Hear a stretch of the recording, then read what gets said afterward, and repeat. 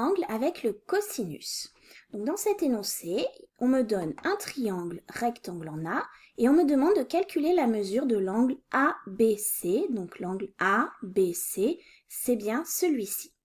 On me demande un arrondi au degré près, je verrai ça quand je donnerai ma réponse. Il y a d'abord tout un travail au brouillon.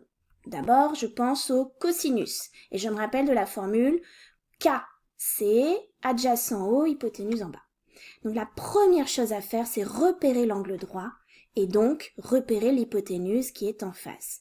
Ici, l'hypoténuse sera BC.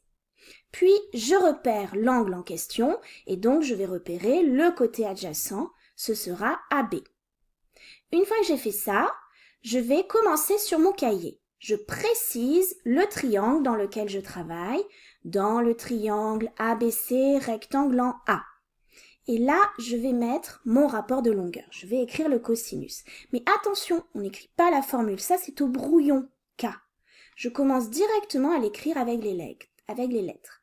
Donc, il s'agit du cosinus de l'angle ABC.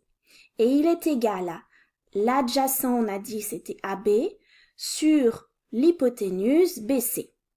Donc ça, je l'écris. Ensuite, quand je l'ai écrit en lettres, je l'écris maintenant avec les valeurs. Et je remplace, je sais que BA est égal à 5, et puis je remplace BC, c'est égal à 7. Et maintenant, je vais avoir un travail avec la calculatrice. Puisque je sais que le cosinus de l'angle est égal à ce rapport de longueur, moi, comme je veux l'angle, il s'agit de faire le chemin inverse.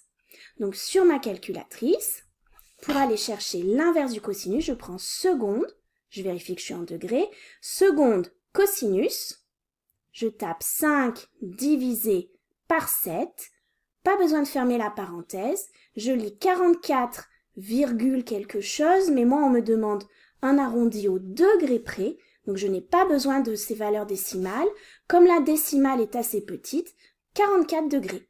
Et j'ai terminé.